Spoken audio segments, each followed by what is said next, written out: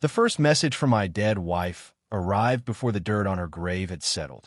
I was standing in the side hall of Green Lawn Funeral Home, still wearing the black suit Laura had picked out for me 3 years earlier, when Helen Price, the funeral director, placed a clear belongings bag into my hands. Inside were Laura's wedding ring, folded in tissue because Evan could not bear to see it, a white handkerchief with mascara at one corner, and her phone in the navy case she had refused to replace, even after the edges started peeling. A tiny metal charm hung from the case, shaped like a little family photo album.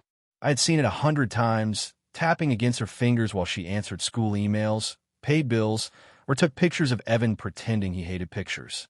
That morning it looked different. It looked less like a charm and more like a key someone had forgotten to hide. Helen said, "Take your time, Mr. Caldwell."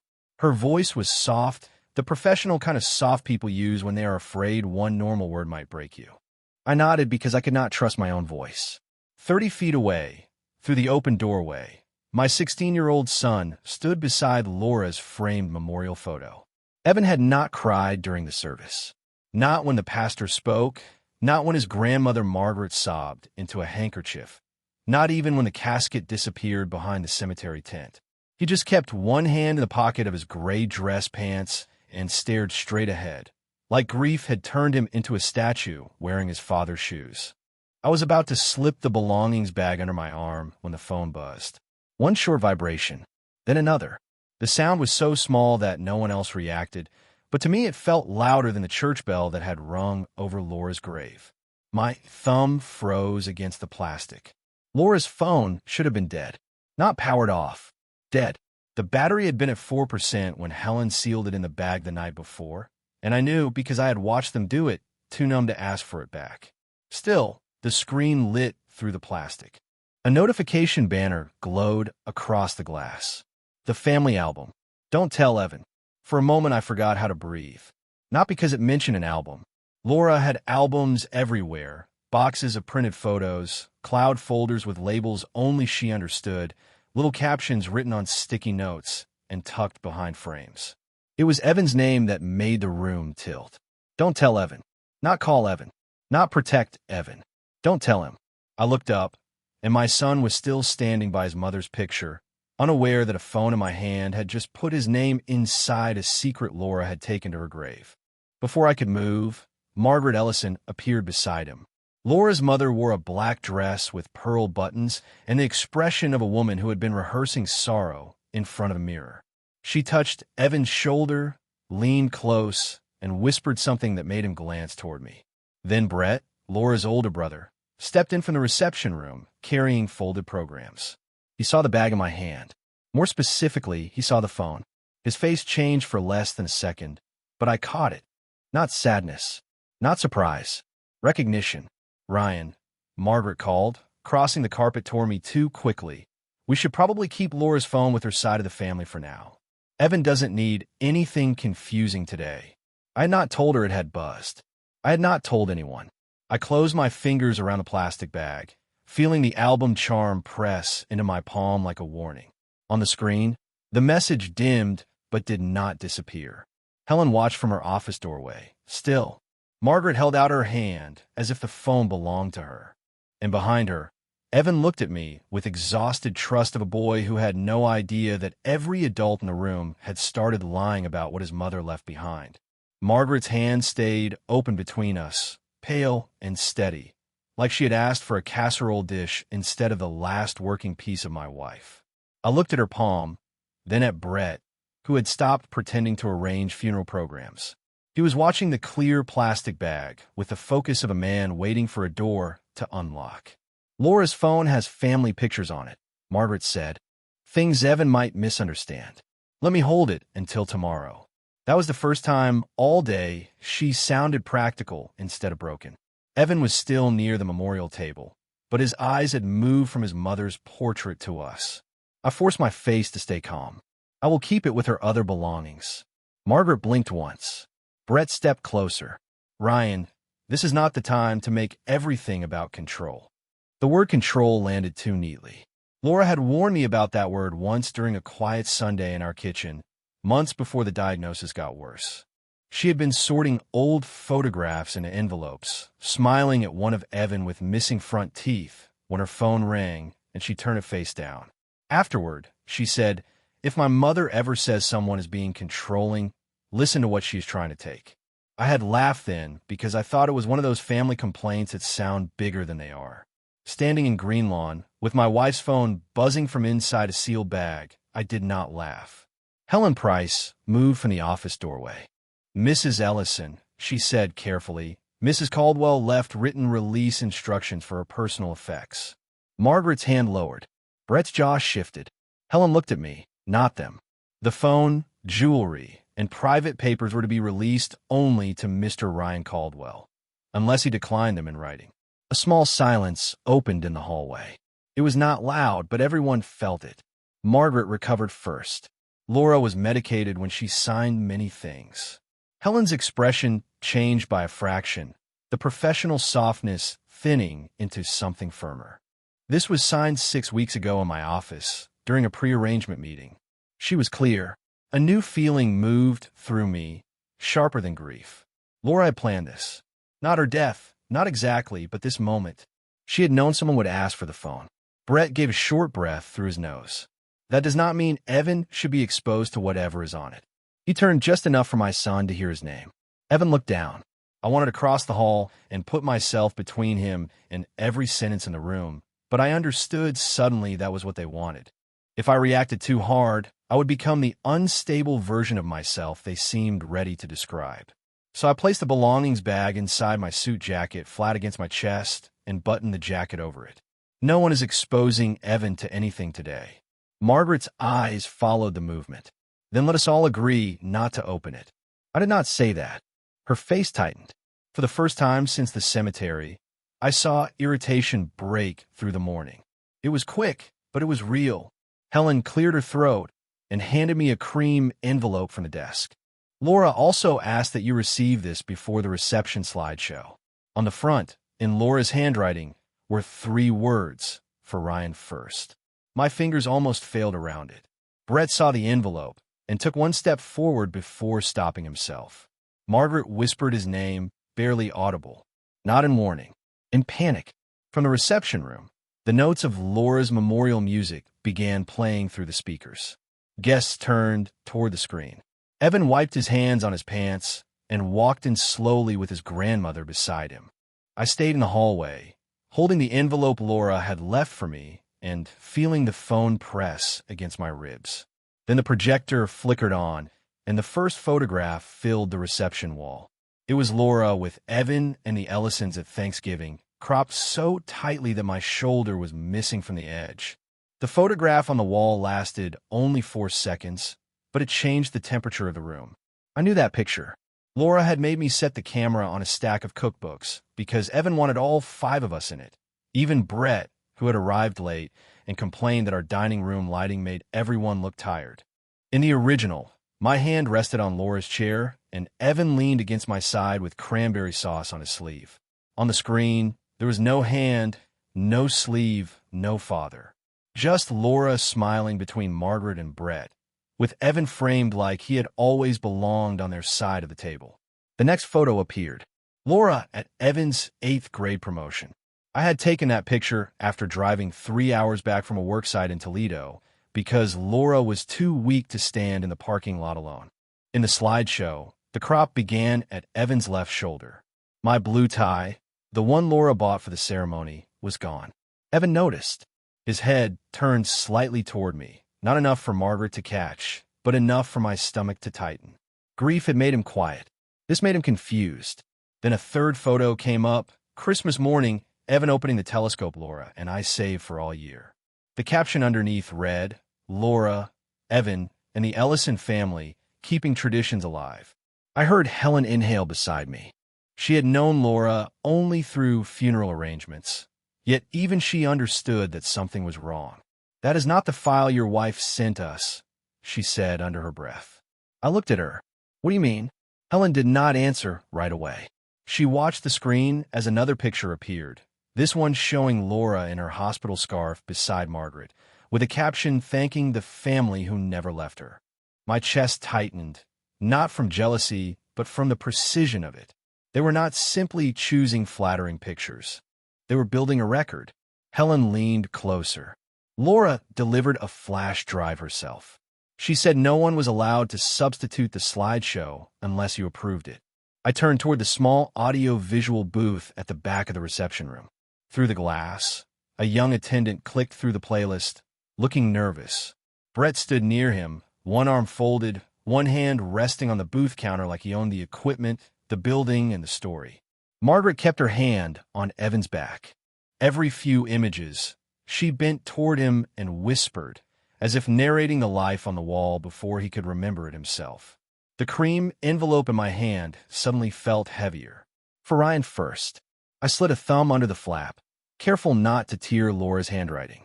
Inside was a single index card and a small printed receipt from Greenlawn. The card held one line in Laura's neat block letters.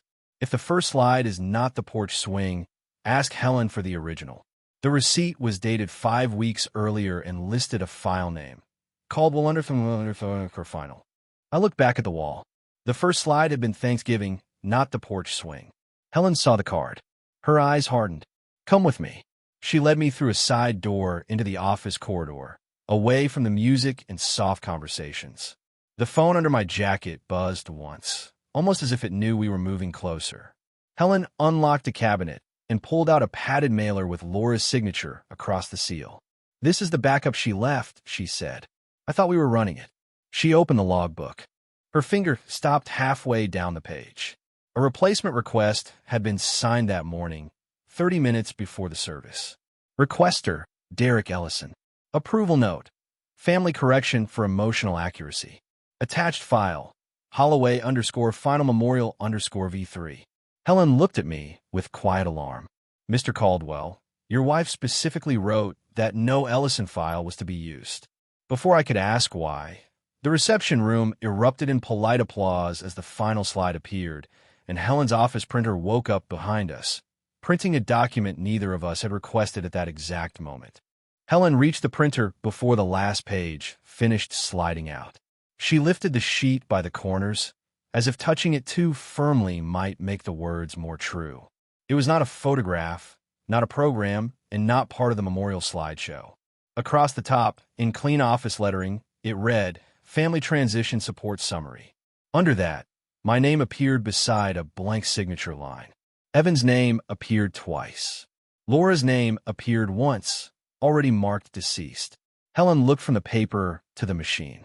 This printer is connected only to our arrangement desk, she said. No one outside this office should be sending files here. I took the sheet from her. The language sounded gentle until I read it slowly. Temporary emotional placement. Maternal family guidance. Delayed disclosure of sensitive household materials. Each phrase had the same soft tone Margaret used when she said Evan did not need anything confusing today. At the bottom, in smaller print, was a note, prepared for discussion following memorial media presentation. My mouth went dry. The slideshow had not been the end of something. It had been the setup for this. Helen pulled up the print queue on her computer. One file sat there, time-stamped 2 minutes earlier, sent from a guest wireless connection. File name, Ellison_transition. Can you save that? I asked. I can save a log, she said, already clicking. From the reception room came the rustle of chairs. The music had stopped. People were moving toward the buffet tables, speaking in those careful funeral whispers that make every room feel staged. I could hear Margaret thanking guests. I could hear Brett laughing softly at something, a calm laugh, the kind a man uses when he believes the hard part is already done. Then my jacket vibrated again. I stepped away from the desk and pulled Laura's phone from the plastic bag. The battery showed 1%. 1%, and still it had chosen this exact hour to wake. No new text appeared, but the lock screen now showed a small notification from an app called Family Album. Backup ready. Open with home date. Helen turned her eyes away, giving me privacy without leaving me alone. I typed Laura's old passcode, the one she had given me during her treatments because she hated repeating insurance numbers from memory. The phone opened. For a second, her wallpaper filled the screen. Evan at 12, standing in our driveway with a crooked science fair medal and a grin he had tried to hide. I nearly closed the phone. The grief came up so fast that I had to put one hand on Helen's desk. But underneath the grief was the printer page in my other hand, and that kept me standing. I tapped Family Album. A dark blue screen appeared with a single lockbox and a question. The day Evan came home. I entered Evan's birthday. Wrong date. I entered the day we brought him home from Riverside Medical Center, wrapped in a striped blanket while Laura cried because the car seat straps scared her. Wrong date. I tried the day his adoption of our old golden retriever became official, because Laura joked the dog had chosen him before we did. Wrong date. After the third mistake, a warning appeared. 2 attempts left. My pulse climbed into my throat.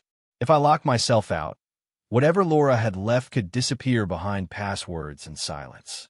Helen leaned closer. Did she leave anything with that date on it?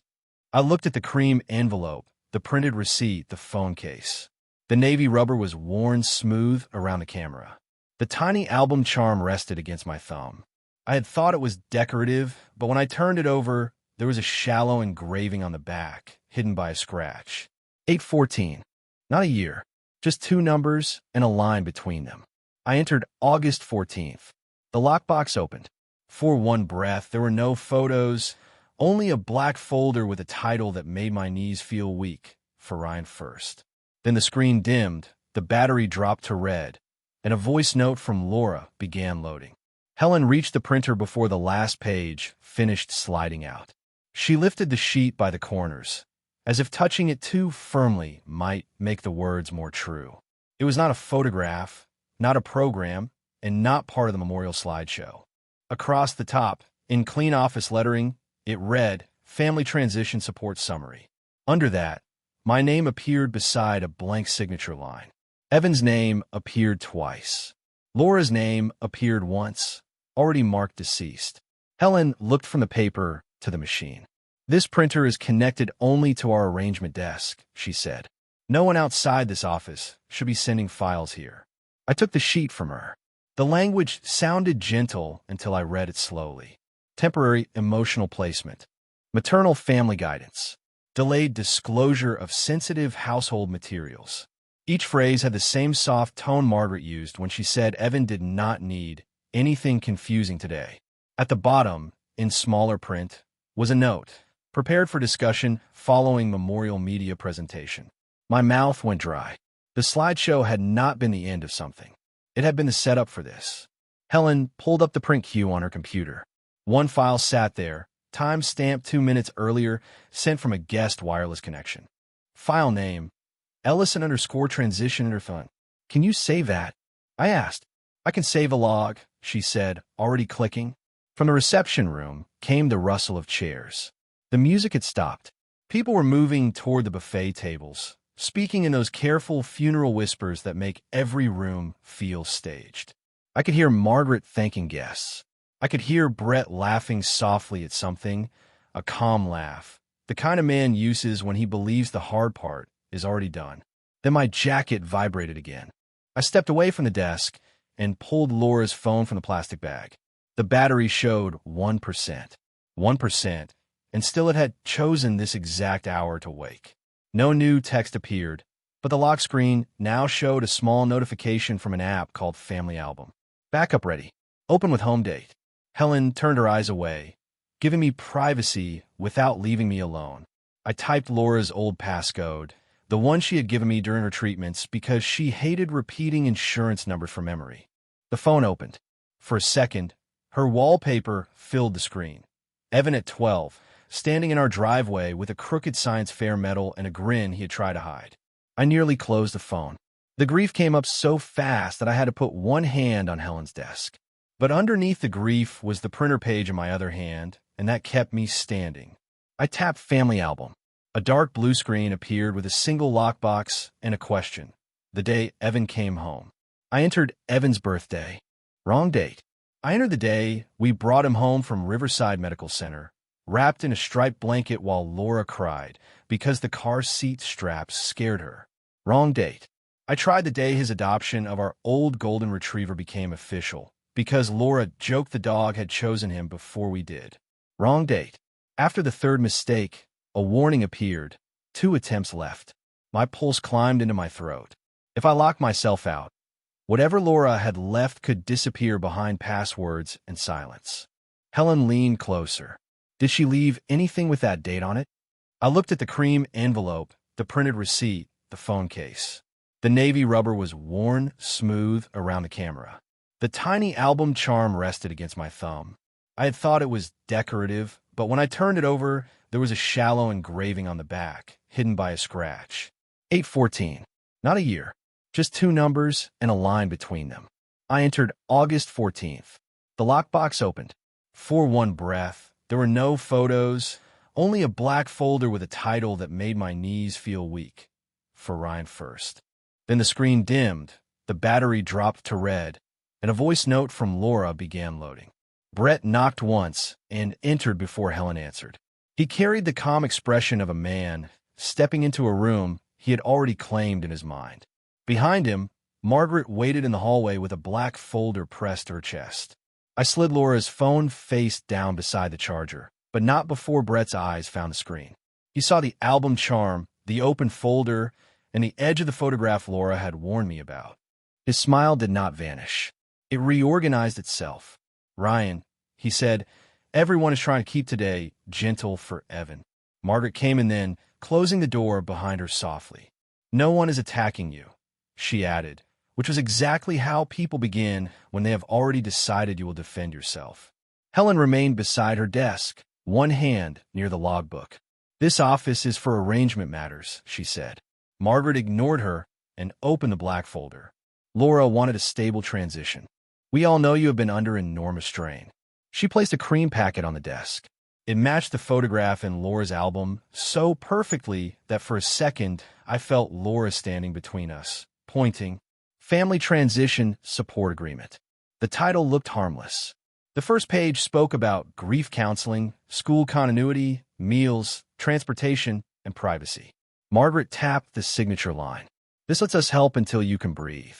I did not touch the pen she offered. Page 3, I said. Brett's eyebrows lifted. Excuse me. Turn to page 3. Margaret's fingers paused on the packet. A very small delay, but enough. She flipped 2 pages with the care of someone opening a drawer she knew contained something sharp. Page 3 was not about meals. It authorized temporary maternal family communication oversight for Evan Caldwell, including school correspondence, trust notices, medical scheduling, and emotional disclosure timing. Another clause said I agreed not to discuss sensitive family materials with Evan until a licensed counselor or maternal representative determined readiness. Near the bottom, Derek Ellison was listed as transition coordinator. My name was below it as consenting parent. Blank line. Waiting. I felt the old version of myself rise, the version that wanted to ask how dare they, what right they had, while Laura's body was barely cold, and they were already reducing our son to clauses. But Laura's voice from the phone held me still. Do not let them make you feel crazy for looking. So I looked longer. This says you would control what Evan hears about his own mother. Margaret's mouth tightened. It says we protect a grieving child from confusion. It says Derek receives trust notices. Brett leaned on the back of a chair. Administrative notices. You have never enjoyed paperwork. That was the reveal. Not the phone. Not the slideshow. The plan had a shape now. First, show Evan a memorial where I barely existed. Second, print a support summary while people were soft with sympathy. Third, put a pen in my hand before I could compare the words to Laura's evidence. Helen spoke before I did. Mrs. Ellison, who prepared this packet?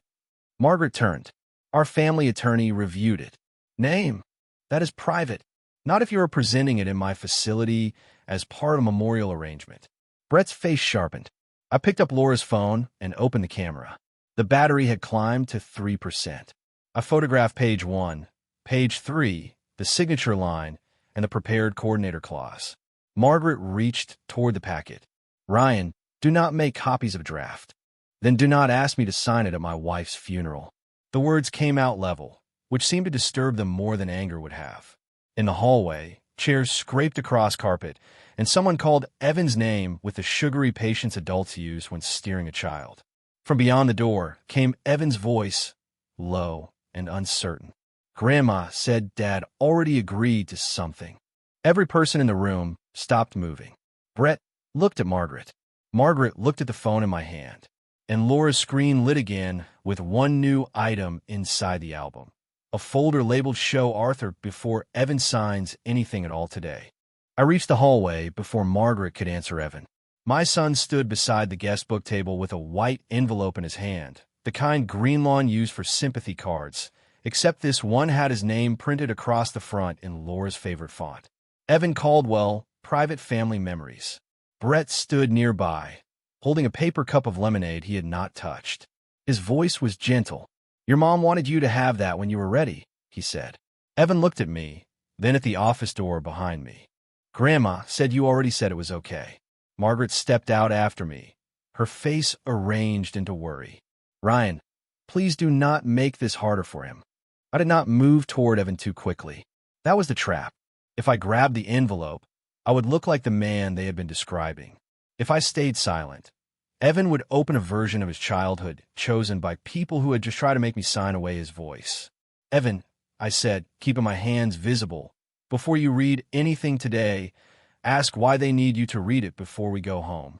His fingers tightened around the envelope. "It is just pictures." Brett gave a small nod. "Exactly. Pictures. Nothing legal." The word legal had not come from Evan. It had come from Brett too fast. Evan opened the flap. Inside were 6 photographs and a folded sheet. The top picture was from a family camping trip at Lake Monroe. Laura sat on a picnic bench beside Evan, both laughing. Margaret stood behind them. Brett had written on the back, "Mom's side always showed up." I knew the original. I had been taking the photograph because I had burned the hot dogs and Laura was laughing so hard she cried. The second picture showed Evan at freshman orientation, standing between Margaret and Derek. Cropped out was my hand on Evan's shoulder and Laura's wheelchair beside me. The third was worse. It was from the porch swing, the same day Laura had marked as home, but I had been removed from the left side, leaving a strange blur near Evan's hair. Evan saw the blur. His eyes narrowed. "Why is that part weird?" Brett reached for the photo. Old print quality. I held up Laura's phone, not like evidence, not like a weapon, just like the last thing his mother had trusted me with. "Your mom left the original." Evan stared at the navy case. The little album charm caught the hallway light. Something in his face changed. Not belief yet. Permission. I opened the original memorial folder and turned the screen toward him. There we were on the porch swing, all 3 of us, rain behind us, Laura's bare feet tucked under my leg, Evan asleep across both our laps. The caption under it read, "This is home." Evan's mouth parted, but no sound came out. Margaret whispered, "That was private." "Then why did you give him the edited one?" I asked. No one answered. Evan unfolded the sheet from the envelope. It was not a letter from Laura. It was a prepared statement with blank lines for his initials. "I am most comfortable receiving guidance from my maternal family during this transition. I understand my father may be emotionally overwhelmed. I request that sensitive memories be shared through Grandma Margaret first." The hallway seemed to stretch longer than it was. Evan looked 16 and 6 at the same time. "Dad," he said, barely audible, "why would Mom write this?" That question hurt more than anything Margaret had said, because it showed the lie had reached the place it was designed to reach. Not the trust, not the paperwork, his memory. I lowered my voice. She did not. Brett stepped forward. "You cannot know that." From the front entrance, an older man walked in carrying a sealed brown portfolio. Helen saw him and opened the door. "Arthur Bell," she said. The man looked at the envelope in Evan's hand, then at Laura's phone in mine, and his expression turned grave. "Who gave Evan the memory packet before I arrived?" Laura left one instruction for that exact moment. Arthur Bell did not raise his voice, but the hallway quieted around him as if someone had lowered the volume of the entire funeral home. He was in his late 60s, with silver hair, a charcoal overcoat, and the exhausted patience of a man who had spent his career watching families become honest only after paperwork forced them to. Margaret stepped between him and Evan. "Arthur, this is a private family moment." Arthur looked at the envelope in Evan's hand. "That is precisely why Laura made it a legal one." Brett laughed once, not happily. Laura was ill. She left many emotional instructions. She left notarized instructions. Arthur said, "There is a difference." He turned to me. "Ryan, may I see the phone?" I handed it over with the charger still attached. The navy case looked small in his palm. Arthur studied the album charm, then the open folder on the screen. "Good," he said quietly. "She said the charm would tell me you had opened the right file first." Evan looked at me. Mom told him about the charm. Before I could answer, Arthur held up the seal brown portfolio. Across the flap was Laura's signature, Greenlawn's witness stamp, and a line in Arthur's handwriting. "Open only if Ellison materials reach Evan before Ryan consents." Margaret's face changed. Not grief. Calculation interrupted. Helen led us into the arrangement office because the reception room had too many ears and too much sympathy being used as cover. Arthur placed the portfolio on the desk, then asked Evan to sit beside me, not across from me. That small choice nearly broke me. Brett noticed it too. "This is unnecessary theater," he said. Arthur opened the seal. Inside were 3 items: a printed index from the family album, a copy of the transition agreement with page 3 circled, and a small drive labeled Laura Video 1. He connected the drive to Helen's computer. Laura appeared on the screen in our living room, thinner than I wanted to remember, wrapped in the blue cardigan Evan had bought her at Target with his first summer job money. She smiled, but it was not a performance smile. It was the kind she used when she knew the truth would hurt and had decided to love us enough to tell it anyway. "Ryan, Evan," she said, "if you're seeing this with Arthur, then they moved faster than I hoped." Evan covered his mouth with his hand. Laura continued, "Mom and Derek asked me 3 times to transfer Evan's family trust communication to them. They said Ryan was tired. They said grief would make him weak. When I refused, Derek started collecting pictures where Ryan was not visible and calling them proof." Brett's chair scraped slightly. Arthur paused the video without looking away from him. "Sit still, Mr. Ellison." Then he pressed play. Laura lifted a folder toward the camera. "The goal is not just the account. The goal is to make Evan say, in his own words, that Ryan was never his steady parent. If Evan says that while he is grieving, they can use it to support a temporary oversight request." Margaret whispered, "That is not fair." Evan turned toward her. His face had gone pale, but his voice was clear. "You gave me that statement." No one answered him. The office seemed to hold its breath. Laura looked directly into the camera, and for a second it felt like she was looking through time into that room. "Evan, your father was there. Not perfectly. No one is perfect, but he was there on the nights people forget to photograph. And I save the proof because love should not have to defend itself after a funeral." Arthur closed the video. "All transition materials are now disputed. No agreement will be presented to Evan. No trust communication changes will proceed without court review." Relief should have come then, but Evan was still staring at the charm on the phone case. "Dad," he asked, "what happened on August 14th?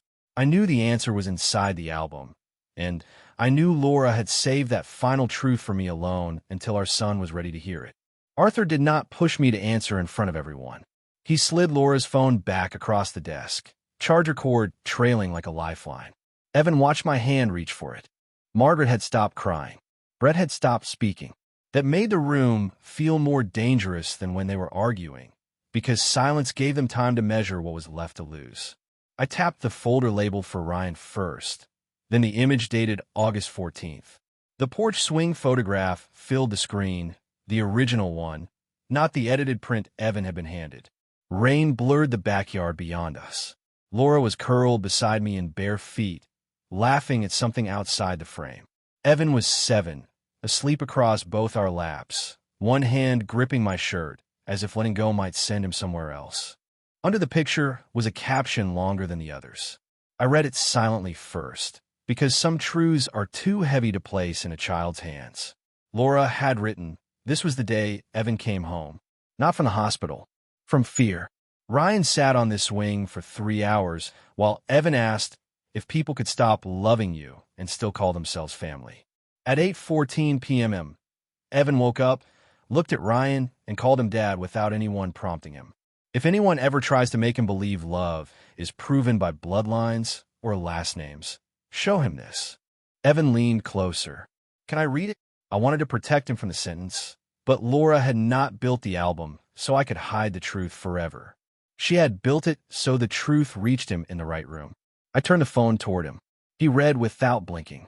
When he reached the last line, his face folded in a way I had not seen all day.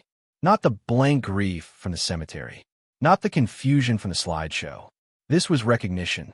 I remember the rain, he whispered. I remember Mom saying the cushions were ruined. A laugh broke out of him, small and wounded, but real. Then he looked at Margaret. Why did you cut him out? Margaret's mouth opened, but Arthur answered before she could reshape the room. Because the edited packet supported the transition request.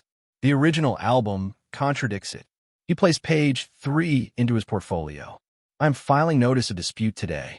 Until reviewed, no one outside Ryan will receive trust notices, school correspondence authority, or family communication oversight regarding Evan. Brett stood. You are making a mistake. Arthur looked at him.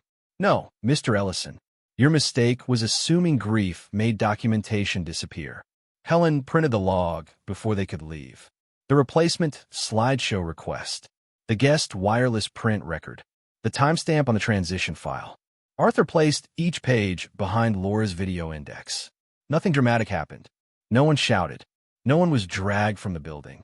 The plan simply lost its power in the presence of the record Laura had left behind. Margaret moved toward Evan, but he stepped back until his shoulder touched mine. It was only an inch, maybe less, but I felt it like a door closing on their version of him. I want to go home with Dad, he said. The word Dad did what the agreement could not undo. Later, in our driveway, the house looked strange with Laura's car gone and the porch lights still on from the morning. Evan carried the sympathy cards inside. I carried her phone, now charged enough to stay alive.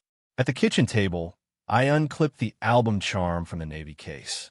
The back still showed the engraving, 814, worn nearly flat from Laura's fingers. I placed it inside the first empty sleeve of our family album, beside the porch swing photo Helen had printed from the original file. Evan sat next to me, close enough that our elbows touched. He asked if his mother had known exactly what would happen. I looked at the charm, then at the photo, then at my son. She knew enough, I said, to make sure the people who try to change her memories had to answer to the one she saved.